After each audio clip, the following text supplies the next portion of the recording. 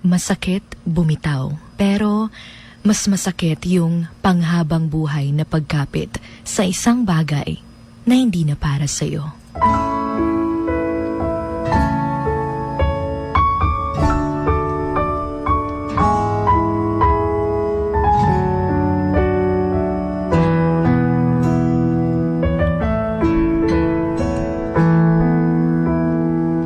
Masakit talaga yung bumitaw, lalo na kung mayroon kayong malalim na koneksyon ng isang bagay o ng isang tao.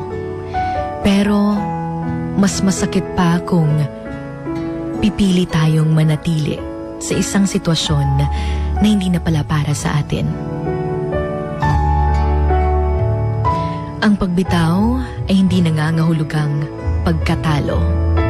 Ito ay tanda ng katatagan at pagmamahal sa sarili. Dahil ang tunay na pagmamahal ay nagpapaalis sa atin sa sakit at dadahilhin tayo sa lugar ng kaligayahan at katuparan. Kapag nagpasya tayong bumitaw, binubuksan natin yung pinto sa mga bagong oportunidad at sa isang mas masayang buhay. Alam natin na hindi ito madali, pero posible. At sa huli, mas mapagtanto natin na sulit ang sakit at paghihirap na ating napagdaanan. We know that overthinking will destroy our happiness and our mood. It will actually make everything worse than it actually is. Alam natin na mahirap ang pagbitaw, pero kailangan. Kaya ito yung mga dapat tandaan kapag nakakaramdam tayo ng hirap sa pagbitaw. Una, tandaan na hindi ka nag-iisa. Maraming tao ang dumaan na sa parehong sitwasyon. At sila naman ay nakaligtas. At na ngayon, naging mas buo at mas masaya.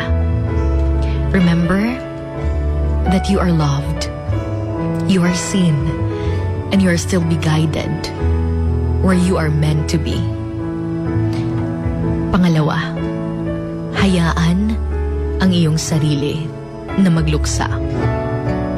Okay lang yung umiyak. Hindi ito nangangahulugang mahina ka. Dahil ang pagluluksa ay isa pong normal na bahagi ng proseso ng pagpapaalam. Cry yourself to sleep and remember that clouds rain too when things get heavy. Pangatlo, pagtuunan mo ng pansin ang iyong sarili. Gawin yung mga bagay na nagpapasaya sa iyo at nagpaparamdam sa iyo ng pagmamahal. Remember that just like a flower, you will bloom if you take time to water yourself. At pang-apat, humingi ka ng suporta sa mga kaibigan, pamilya, o mga mahal mo sa buhay. Ang pakikipag-usap tungkol sa iyong nararamdaman ay maaaring makatulong sa iyo na makitungo dito at unti-unti na ring makabangon at mabago mo yung pananaw mo.